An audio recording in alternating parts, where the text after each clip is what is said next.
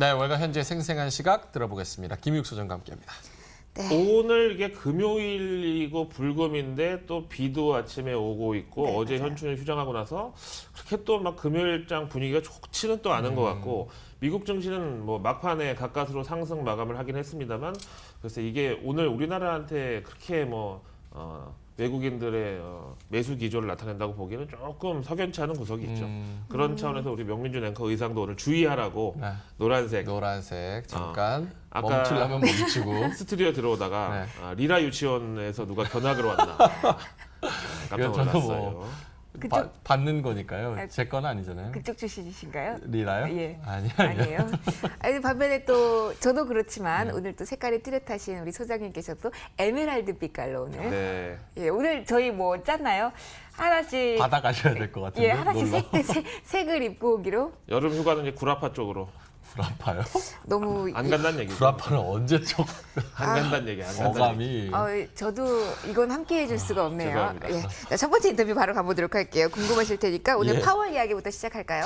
패터슨 경제연구소 애덤 포센입니다. 파월 연설, 시카고 컨퍼런스 성료, 연준 역사상 QE의 장 역할, 버냉키 의장 당시와 비슷한 분위기였다. 그 갑작스런 연준 금리 인하 바람을 지금 불러일으킨 게 제롬 파월 연준 의장의 그 시카고 컨퍼런스 연설. 연설이었잖아요. 맞아요. 네. 거기서 이제 인내심이라는 단어를 빼고 적당한 합당한 조치에 나설 것이다 이렇게 이제 밝히면서 이 상황에서 합당한 조치라고 하면 금리 인하밖에 없는데 이제 이렇게 된 거잖아요. 근데 지금까지 연준 역사상 봤을 때 요 항상 시카고 컨퍼런스에서 양적 완화라든가 아니면 비둘기파적인 어떤 스탠스가 의견이 모아졌고 결국 이 시카고 컨퍼런스가 끝나고 나서 뭔가 시장이 좋아할 만한 이런 비둘기파적인 액션이 나왔다는 거예요. 그래서 이번 시카고 컨퍼런스의 분위기가 경기 침체를 막아야 된다 막 되게 심각하고 나름대로 진지한 토론과 함께 약간 부정적인 분위기로 흘러가면서 자연스럽게 비둘기파적인 느낌으로 이어지는 버냉키 연준 의장의 첫 양적 완화 QE를 발표하기 직전 시카고 컨퍼런스하고 분위기가 상당히 비슷했대요. 저는 사실은 그 2차도 그렇고 1차도 그렇고 잘 분위기가 기억이 지금 나질 않거든요. 어때요? 기억하시면 비슷했어요? 소장님이 보시기에는? 일단 제가 두 번 다 참석하지 않았다는 점에서는 비슷하고요.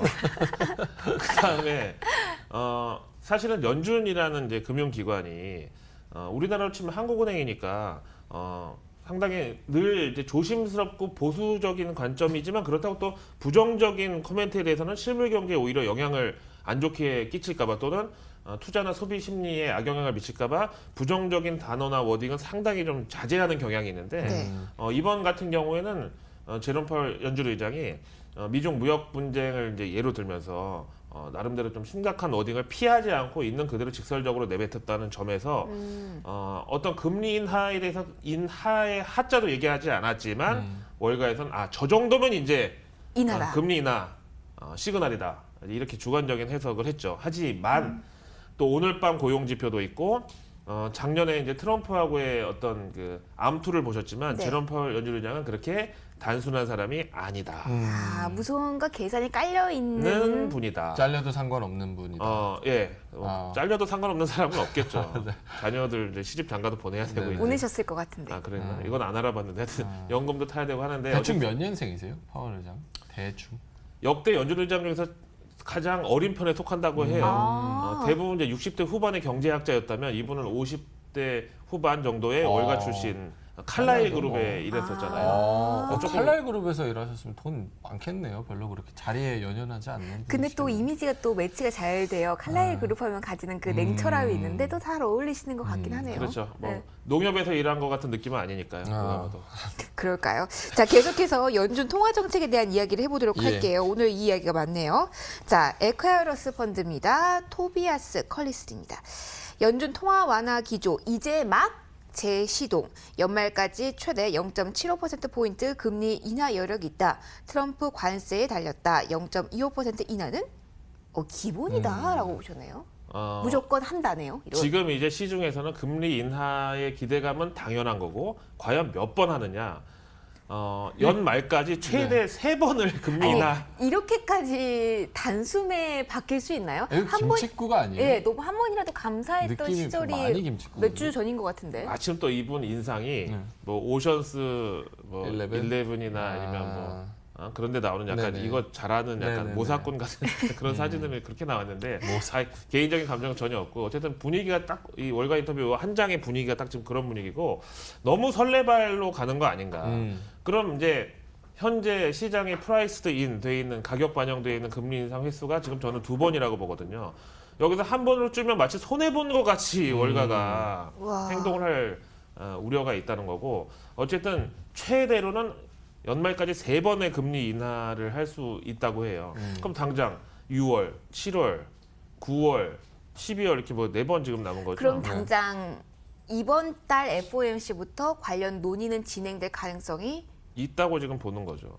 근데 지금 2.25에서 2.5인데 0.75%를 내리면 지금 1% 그러니까요. 초반까지 금리를 지금 내린다는 건데 솔직히 지난번에도 한번 말씀드렸지만 그 정도로 연준이 금리를 내리려면 글로벌 경제에 아주 큰 뭔가 사건이 나거나 아니면 뭐 진짜 뭐 인도 경제가 추락을 한다든지 뭐 이렇게 그냥 공짜로는 안 나올 거예요. 특히 3번까지는. 그러니까. 이분이 그러면 3번까지도 본 그 근거는 트럼프 관세 요거 하나뿐이실까요? 중국 때리고 있고 지금 네. 그다음에 이제 유럽 연합하고 일본 때리고 멕시코 그대로 밀어붙인다 하면 이제 그 어떤 관세로 나가는 빈자리를 이제 연준이 채워줄 유동성으로 커버하려고 한다 뭐 이런 얘기 아니겠어요? 이런 멘트가 나오는 것 자체가 기대감을 더욱더 끌어올리는 거 아닌가 싶기는 해요. 여론몰이 그런 이렇게 성격도 올라가서. 있지 않을까요? 근데 지금까지 이제 제가 FOMC 성명서를 보고 이제 방송에 나와가지고 FOMC 성명서를 분석하고 뭐 연준에 대한 뭐 외신을 뭐 보도하고 뭐 이런 게 벌써 이제 한 2년 됐는데 네.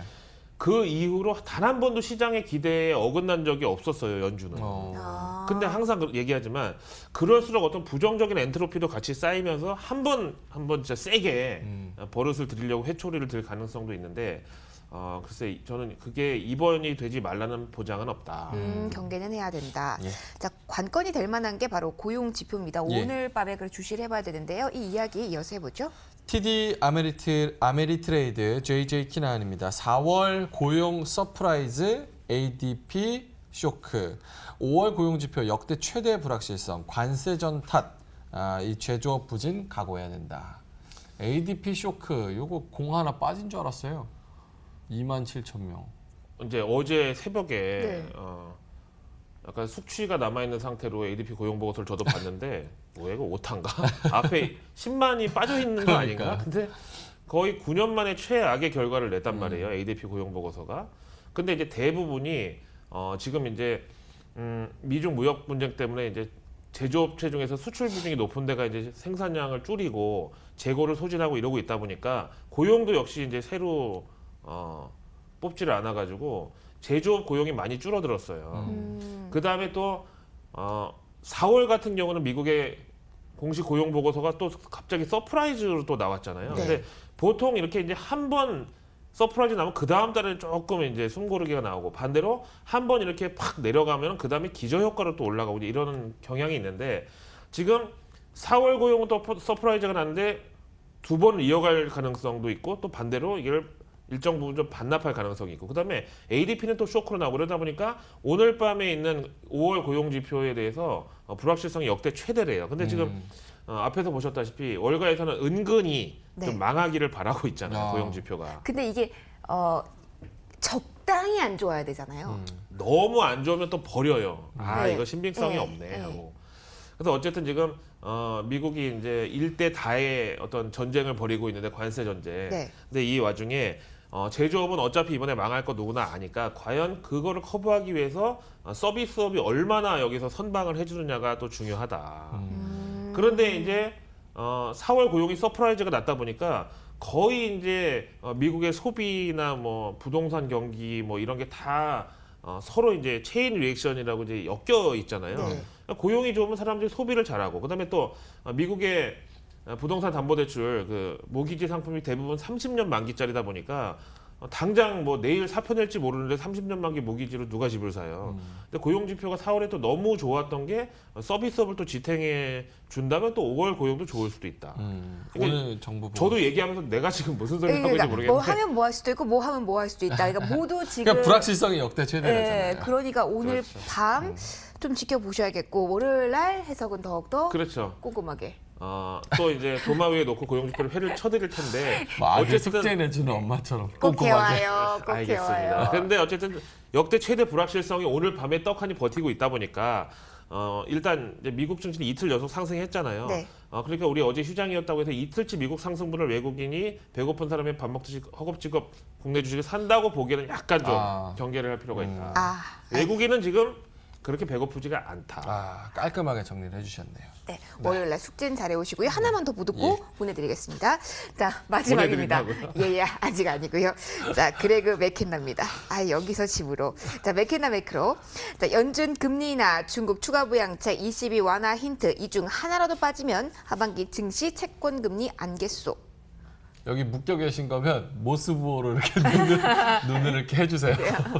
구해달라고. 저기요. 저 근데 20이요. 이 정도면 비둘기파 아닙니까? 오늘 나왔던 근데 이제 유로존 성장 전망을 0.1% 올렸잖아요. 포인트 내렸죠. 내년도 거. 내년도 거. 네, 내년 내리고. 거를 내리고 그다음에 인플레이션이 추가 하방 압력이 있다. 이렇게 발언하면서 금리는 동결을 하고 그 금리 동결을 내년 상반기까지 유지하겠다고 하니까 시장에서 지금 이제 연준 금리나 얘기 나오고 인도 금리 내리고 막 지금 글로벌 전체에 막 비둘기파 연합 결성하고 있는데 간덩이가 커진 상태에서 ECB의 이런 정도의 조심스러운 약 비둘기파 발언은 성에 차지 않았다. 그다음에 이제 유로존 예금 금리가 지금 마이너스 0.4거든요. 네. 예금을 하면 이자를 주는 게 아니라 오히려 그러니까요. 보관료를 받아가는데 여기서 이제 추가 인하는 솔직히 이제 좀 힘들다고 보고 그러면 아예 유로존을 떠나겠죠 이제. 근데 내년 상반기까지는 금리 인상을 미루겠다는 의지 표명만 가지고는 이제 투심을 감동시키기에는 역부족이었다는 거고 어쨌든 이제 지금 이제 상반기가 거의 끝나가는데 하반기에 연준 금리 인하 그다음에 중국의 추가 부양책 여기다가 ECB에서 그냥 내년 상반기까지 금리 동결이 아니라 뭐 그때 한번 또 나왔었던 OMT나 뭐 이런 게 한 번 정도 또 나올 수 있다는 힌트가 확실하게 안 나오면 그러니까 요 세 개가 무조건 기본으로 나와야 상반기 금리는 지금 현재 상승세를 유지할 수가 있다. 세 개 다 기본으로 나와야. 그리고 채권 금리도 이제 다시 오를 수가 있다. 근데 전체적인 분위기를 봤을 때 여론에서 얘기하는 금리 인하에 대한 횟수나 강도는 좀 약간 좀 큰 것 같기는 하거든요. 요게 트럼프식으로 트럼프 10을 요구하고 5를 받는 그런 전략으로 가는 건가요? 그렇죠. 이제 그